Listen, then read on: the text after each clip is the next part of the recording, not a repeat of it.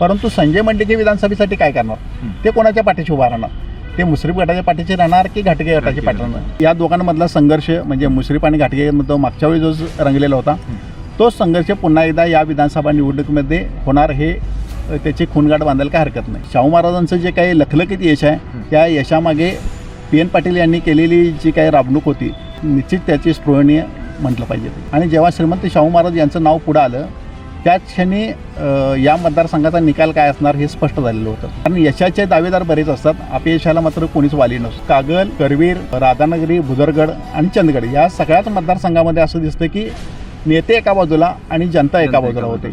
परत एकदा मागच्या 2 निवडणुकीप्रमाणे ह्या तिसऱ्या निवडणुकीमध्ये सुद्धा प्रकाश आंबेडकर आणि KP पाटील ह्या दोघांमध्ये मुख्य लढत होईल.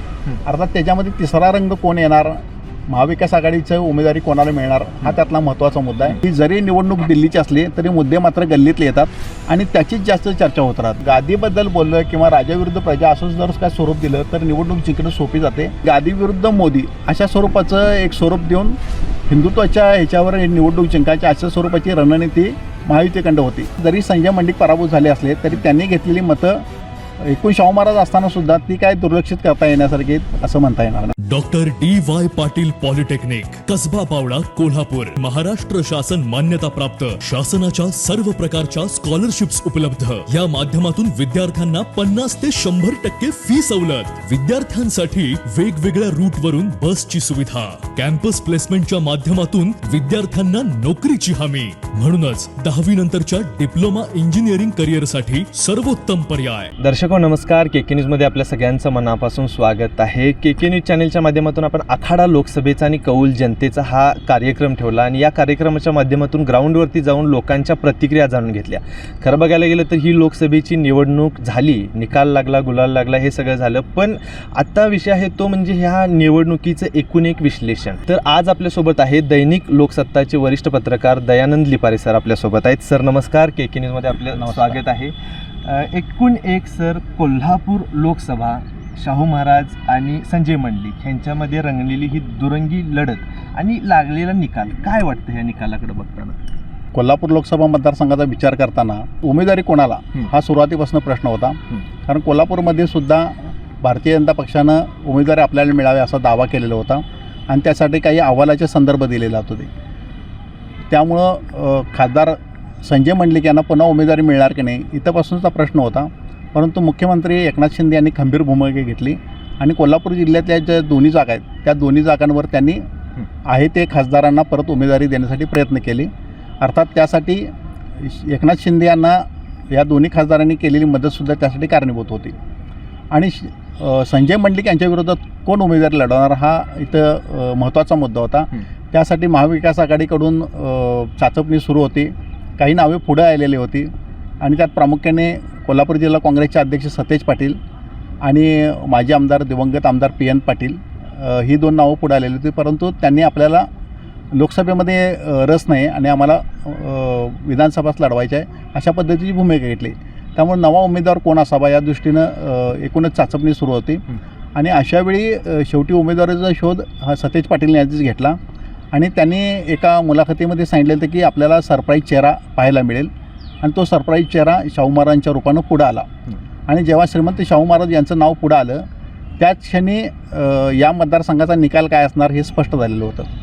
कारण कोल्हापूर म्हटलं की राजर्षी शाहू महाराज आणि त्यांनी केलेले इथले एकूण सामाजिक सुधारणांची कामं हे कोल्हापूरकरांच्या स्मरणात अजूनही आहेत. त्यामुळं या राजर्षी शाहू महाराजांचं वारसदार म्हणून जर श्रीमंत शाहू महाराज निवडणुकीला असतील तर त्यांना निवडून देणं हे आपलं एक कर्तव्य अशा स्वरूपाची भावना लोकांच्यामध्ये निर्माण झालेली होती. आणि मग हा सगळा मतदार आपोआपच शाहू महाराजांच्याकडे राहिला आणि मग एकूण मतांचा जो काही निकाल लागला त्यामध्ये असं लक्षात येतं की जवळपास 1.5 लाखाचं मताधिक्य आता घेऊन शाहू महाराज हे निवडून झालेले. परंतु जेव्हा शाहू महाराजांवर उमेदवारी जाहीर झाली होती तेव्हा त्यांच्या समर्थक असं म्हणत होते की आम्ही जवळपास 4 लाखांनी मतांनी निवडून येतो. काहींचं म्हणणं होतं 3 लाखांनी निवडून. परंतु हे 4 लाख आणि 3 लाखाची जी काय असे हे केले जात होते, आकडे मांडले जात होते, ते प्रत्यक्षात आकडे मात्र 1.5 लाखावर येऊन ठापले.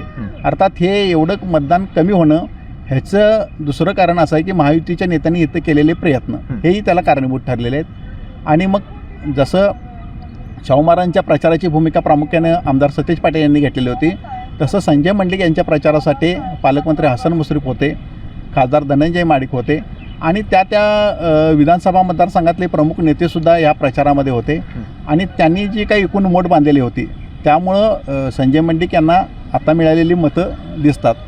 त्यामुळं हे जरी संजय मंडलिक पराभूत झाले असले तरी त्यांनी घेतलेली मतं एकूण शाहू महाराज असतानासुद्धा ती काय दुर्लक्षित करता येण्यासारखी असं म्हणता येणार नाही आपल्याला. नाही, आता जर का बघायला गेलं म्हणजे आजचा दिवस जर का बघायला गेलं तर सर कागलमध्ये सोशल वॉर सुरू आहे की मुश्रीफांची लोक म्हणतात की घाडगेंनी मदत केली नाही, घाडगेंची लोक म्हणतात की कोण गद्दार आहे हे बघायला पाहिजे. या पद्धतीनं हसन मुश्रीफ आणि बंटी पाटलांचा एकत्र असल्याचा फोटो घेऊन त्यावरती अनेक गाणी वगैरे लावून मित्र वनव्यामध्ये गारव्यासारखं अशी गाणी लावून आता तिथं सोशल वॉर सुरू आहे. मग कागलमध्ये नेमकं जे 1 लाखाचं लीड राहणार अशा पद्धतीचं नेत्यांनी मांडलेली मतं होती ती कुठं दिसली नाहीत. 1 लाखाचं लीड कुठं दिसलं नाही. मग ह्यामध्ये नेमकं मागं कोण पडलं? नाही, कागलमध्ये संजय मंडलिक हे मूळचे कागल तालुक्यातले, त्यामुळं संजय मंडलिक यांना कागल तालुक्यातनं मोठ्या प्रमाणात मताधिक्य मिळणार असा अंदाज बांधला होता. कारण स्वतः संजय मंडलिक, त्यांचा असणारा मंडलिक गट, पालकमंत्री हसन मुश्रीफ ते त्या मतदारसंघात 5 वेळा निवडून आलेले आहेत आणि गेल्या वेळी तिथं भाजपकडून निवडणुकीसाठी इच्छुक असलेले परंतु अपक्ष राहिलेले राजे समरजित घाटगे असे 3 दिग्गज नेते तिथं असल्यामुळं या मतदारसंघामध्ये मोठ्या प्रमाणात मतदान मिळणार हे लक्षात घेतलेलं होतं. आणि त्यामुळे ते एका सभेमध्ये पालकमंत्री हसन मुश्रीफ असं म्हणाले होते की या कागल विधानसभा मतदारसंघामध्ये संजय मंडलिक यांना आम्ही 1.5 लाखाचं मताधिक्य देऊ. पण ते करत असताना आपण आपल्यातले मतं हेवे द्यावेत हे बंद केले पाहिजेत. आता जी काही टीकाटिप्पणी होते त्या टीकाटिप्पणीची बीजेही विधानसभेचा प्रचार सुरू होता, लोकसभेचा प्रचार सुरू होता त्याचवेळी पेरलेली होती. कारण त्यावेळीसुद्धा असं म्हटलं जात होतं की आम्ही संजय मंडलिक यांचा प्रचार करतोय, परंतु संजय मंडलिक हे विधानसभेसाठी काय करणार, ते कोणाच्या पाठीशी उभा राहणार, ते मुश्रीफ गटाच्या पाठीशी राहणार की घाटगे गटाच्या पाठीशी राहणार, अशा पद्धतीचे मुद्दे त्याचवेळी समाज माध्यमातून कागल तालुक्यामध्ये येत होते आणि ते दोन्ही गटाकडून मांडले जात होते. घाटगे गटांच्याकडून पण मांडले जात होते आणि मुश्रीफ गटाकडून.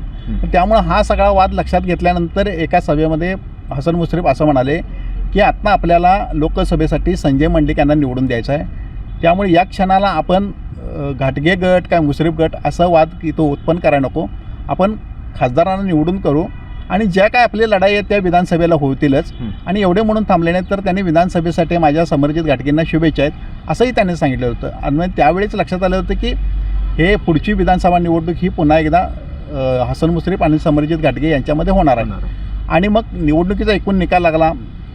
निकालामध्ये संजय मंडलिक हे 1.5 लाखाच्या मताधिक्याने पराभूत झाले आणि ज्या कागलमध्ये त्यांना 1.5 लाखाचं मताधिक्य मिळणार होतं ते अगदी 13,000च्या आसपास येऊन थांबलं. त्यामुळं ह्या पराभवाचा नेमका धनी कोण ह्याच्यावरनं आता तो तिथं वाद सुरू झाला आहे. कारण यशाचे दावेदार बरेच असतात, अपयशाला मात्र कोणीच वाली नसतो आणि हे आता आपल्याला कागलमध्ये पाहायला मिळाले. अर्थात हे जरी संजय मंडलिक निवडून आले असते तरी त्यातनं वाद निवडून झालाच असता, कारण मग ते निवडून आणण्यासाठी जास्त कोणी प्रयत्न केले आणि कमी कोणी केले ह्याच्यावरनं तो वाद सुरू झाला असता. आता ते पराभूत झाल्यामुळं पराभवाला कोण जिम्मेदार ह्याच्यावरनं ते वाद सुरू आहेत. मग ह्या गटाचं म्हणणं असं आहे की तुम्ही या ठिकाणी चुकला आणि दुसऱ्या गटाचं म्हणणं आहे की तुम्ही या ठिकाणी म्हणजे आता जे काही समाज माध्यमात आणि बातम्यात येते ते मुद्दा आलेले आहेत. आणि हे निकाल काही झालं तर ते होणार होतंच आणि आता ते सुरू झालेलं आहे आणि पुढं जशी विधानसभा येत राहील तसे हे मुद्दे जास्त तापत राहतील. आणि दुसरं असं आहे की आता विधानसभा निवडणुकीला सामोरं जात असताना महायुतीचे जे 3 पक्ष आहेत ते 3 पक्ष एकत्रितपणे जाणार ह्याच्यावर ते बरंच अवलंबून आहेत. आणि ते जर जाणार असेल तर पुढं या दोघांमधला संघर्ष म्हणजे मुश्रीफ आणि घाटगेमध्ये मागच्या वेळी जो रंगलेला होता तोच संघर्ष पुन्हा एकदा या विधानसभा निवडणुकीमध्ये होणार हे त्याची खूणगाठ बांधायला काय हरकत नाही. संजय बाबांचे किंग मेकर म्हणून तिथून फोटो लागलेले आहेत, पोस्टर लागलेले आहेत, त्याच्याबद्दल काय सर काय? हे होतं की मागच्या वेळेच्या ह्या लोकसभा निवडणुकीमध्ये श्रीमंत शाहू महाराज हे काँग्रेसकडून उभा राहिले, महाविकास आघाडीचं एकूणच ते उमेदवार म्हणून पुढे होते. तर अशा वेळी कागल हे त्यातला सगळ्यात महत्त्वाचा भाग ठरणार होता, कारण कागलमध्ये मंडलिक हे मोठ्या मताधिक्य घेतील असा सुरुवातीचा आडाखा होताच. आणि त्यामुळं मगाशी मी उल्लेख केल्याप्रमाणे स्वतः मंडलिक, पालकमंत्री मुश्रीफ आणि समरजित राजे घाटगे असे 3 तिथे प्रबळ नेते असल्यामुळं तिथं संजय मंडलिक यांना मोठं मताधिक्य मिळणार असा एक अंदाज होता. परंतु तो आता 13,000वर येऊन थांबला. आणि अशावेळी तिथं मग महाविकास आघाडीचं काम करायला कोण अशी जी मोठी उणीव भासत होती ती उणीव संजय बाबांनी भरून काढली. संजय बाबा असू देत किंवा त्यांचे सुपुत्र अमरीश असू देत, या दोघांनी हिरिरीनं प्रचार केला आणि एकूणच नंतर हे आकडेवारी बैठक तर एकदा लक्षात येते की जरी नेते एका बाजूला असले तरी कागलमधली जनता मात्र ही विचाराने शाहू महाराजांच्याकडे जोडली गेलेली होती. त्यामुळं त्यांनी नेत्यांचं फारसं काय ऐकले नाही. आम्ही जे काय विधानसभेला आहे ते ह्या गटावर राहायचं का त्या गटावर राहायचं ते आमची भूमिका ठरलेली आहे. परंतु आत्ता मात्र लोकसभेला आम्ही शाहू महाराजांच्याबरोबर जाणार ही त्यांची मानसिकता होती. त्यामुळं त्यांनी नेत्यांचं फारसं काय ऐकलेलं नाही आणि हे सगळे लोक शाहू महाराजांच्यावर राहिले आणि अर्थातच शाहू महाराजांचा प्रचार करण्यासाठी संजय बाबांनी जी मोहीम उघडली होती त्याला खोट्या प्रमाणात यश आलं.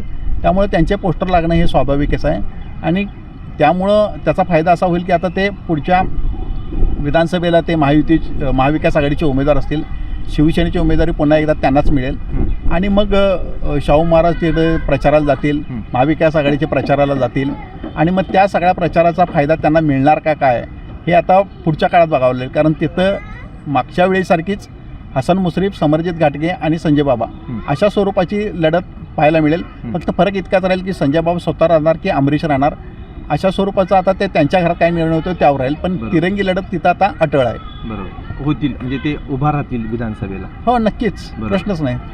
करवीर विधानसभा मतदारसंघामध्ये बघायला गेलं तर PN पाटील आज आपल्यात नाही आहेत, पण त्यांनी जवळपास बघायला गेलं तर 71,000चं लीड या मतदारसंघातून घेऊन दाखवलेलं आहे. शाहू महाराजांच्या बाबतीत बघायला गेलं तर करवीरमधून लीड म्हणजे करवीरचं जे लीड आहे ते तोडून दाखवा असं PN साहेबांनी एकदा बोलतावेळेला बोलले होते. बरोबर. या लोकसभा निवडणुकीमध्ये शाहू महाराजांना निवडून आणण्यामध्ये जो दोन महत्त्वाचे शिलेदार होते त्याच्यामध्ये सतेज पाटील आणि PN पाटील ह्या दोघांचा उल्लेख करावा लागेल.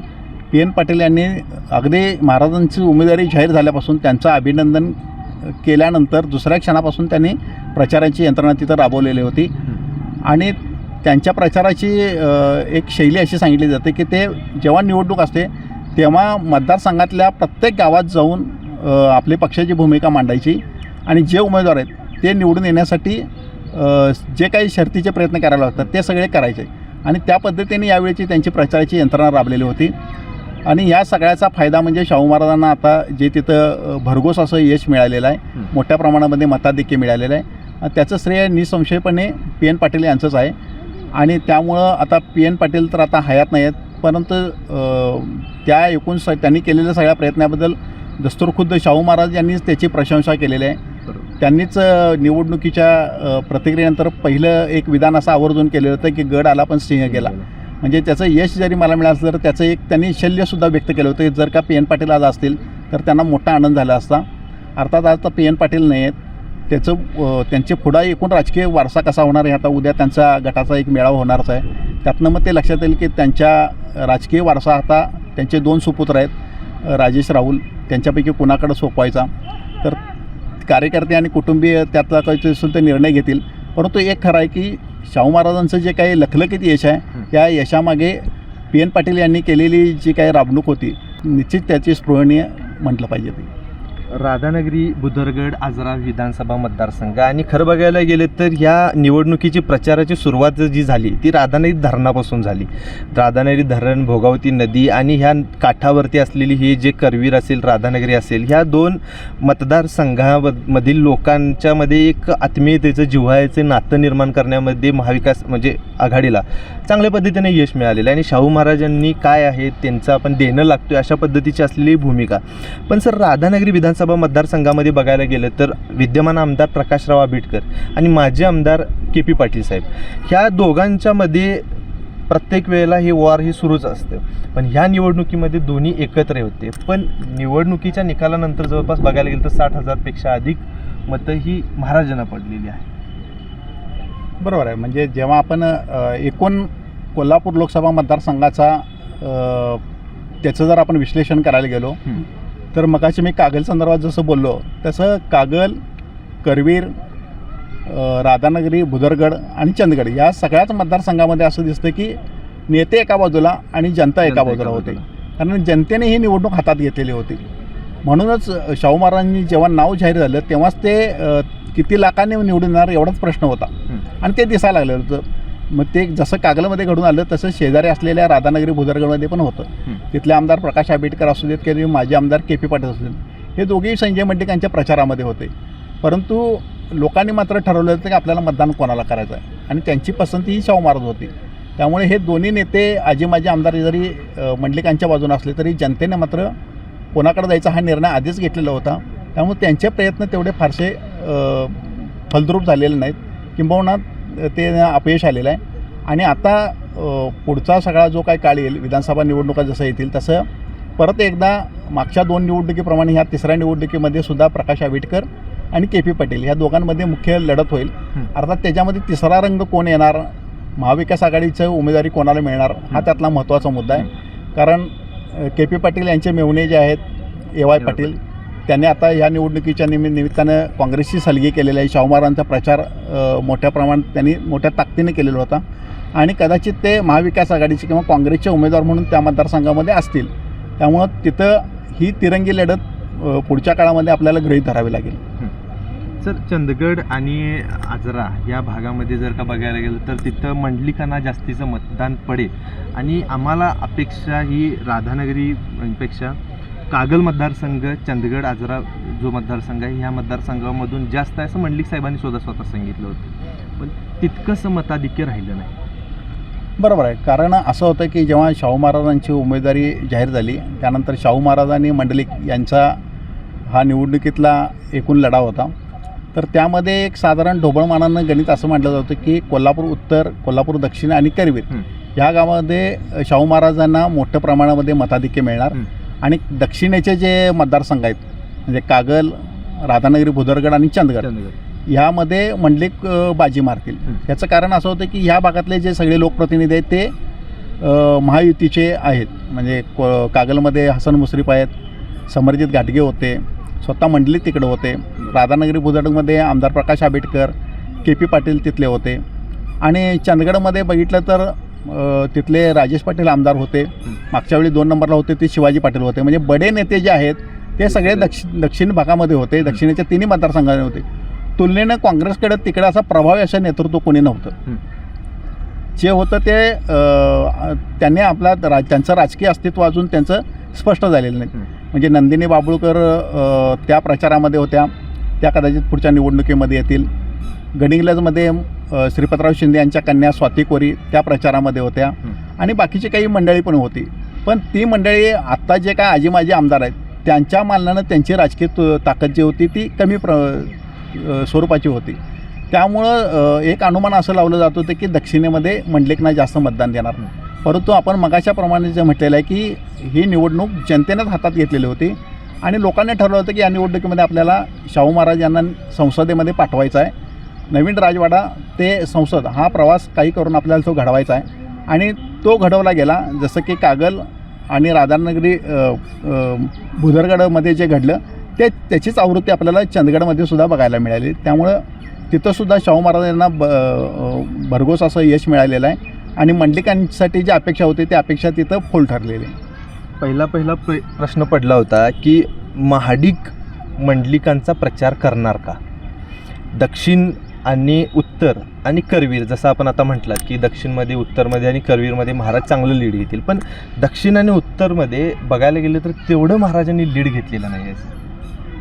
हां, ते आहे की कोल्हापूर उत्तर आणि कोल्हापूर दक्षिणमध्ये पुरेसं म्हणजे ज्या प्रमाणामध्ये दक्षिण भागामध्ये लीड मिळालेलं आहे तेवढं मिळालेलं नाही. अर्थात या भागामध्ये सुद्धा स्पर्धा मोठ्या स्वरूपाची होती. कारण कोल्हापूरमध्ये सतेज पाटील आणि दक्षिणेमध्ये ऋतुराज पाटील यांनी मोठ्या प्रमाणात प्रचार केलेला होता. आणि दुसऱ्या बाजूला इथं बघितले तर उत्तरेसाठी माजी आमदार राहिलेले आहेत राजेश पाटील, ते होते. मागच्या वेळी ज्यांनी पोटनिवडणूक लढवली ते सत्यजित नाना कदम होते. आणि दक्षिणमध्ये अमल माडिक, शौमिका माडिक आणि स्वतः खासदार धनंजय माडिक या सगळ्यांची प्रचार यंत्रणा तिथं राबत होती.